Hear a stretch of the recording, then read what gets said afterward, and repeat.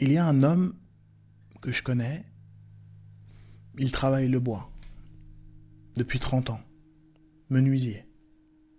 Il a monté son atelier seul, pas d'associé, pas d'investisseur, juste lui, ses outils et le bois. Quand la crise est arrivée, les commandes qui s'arrêtent, les clients qui disparaissent, les charges qui continuent, tout le monde autour de lui a couru. Lui, il n'a pas couru. Il a ouvert son atelier le matin, comme d'habitude. Il a travaillé, il a attendu. Ceux qu'il voyait de l'extérieur pensaient qu'il était fort, qu'il avait quelque chose que les autres n'avaient pas. Ils avaient raison, mais pas pour la raison qu'ils croyaient. Quand le monde s'emballe, il y a quelque chose de prévisible qui se passe dans les têtes. On regarde les nouvelles, on regarde les marchés, on regarde ce que font les autres et on se demande, est-ce que ce que j'ai construit va tenir? C'est une bonne question. Elle mérite d'être posée. Le problème, c'est le moment où on la pose. Parce que quand le monde s'emballe, l'instinct, c'est de courir, de pivoter, de trouver quelque chose à faire, n'importe quoi. L'agitation ressemble à de l'action. Elle n'en est pas. Le menuisier, lui, il ne courait pas. Pas parce qu'il était insensible. Pas parce que la crise ne le touchait pas. Parce que il avait déjà couru. 2 ans avant la crise, il s'était posé une question. Une question simple, presque banale, mais qu'il avait eu le courage de se poser vraiment. Si demain les commandes s'arrêtent, combien de temps je tiens? Pas qu'est-ce que je ferai?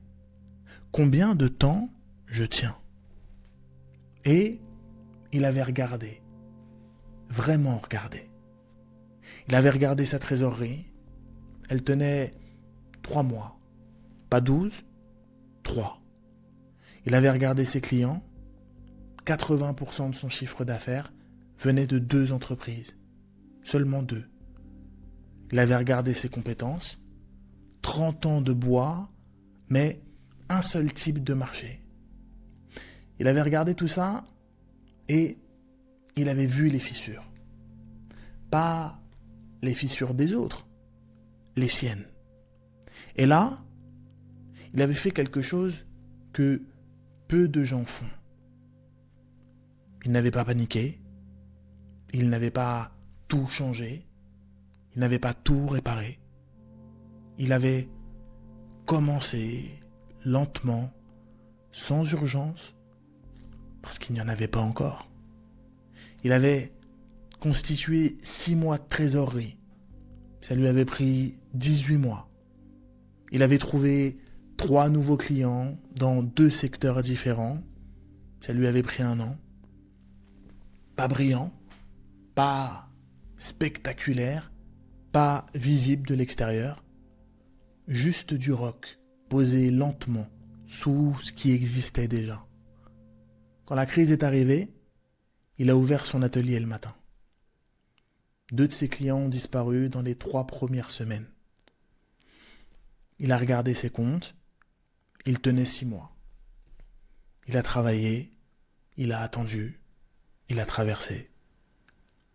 Ceux qu'il voyait de l'extérieur pensaient qu'il était solide, qu'il avait un caractère particulier, une force que les autres n'avaient pas.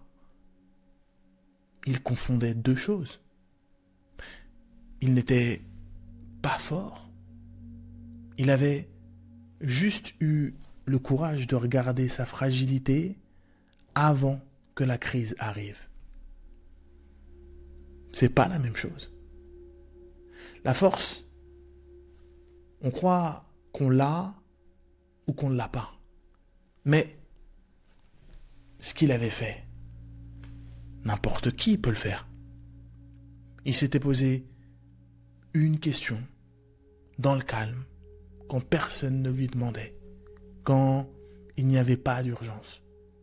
Et il avait regardé la réponse sans se raconter d'histoire. C'est ça le courage. Pas tenir quand ça tremble. Regarder honnêtement quand tout va bien. Parce que la crise ne casse rien. Elle révèle. Voilà ce que je te propose. Pas une méthode, pas une liste, une question. La même que lui. Si demain, les commandes s'arrêtent, combien de temps tu tiens?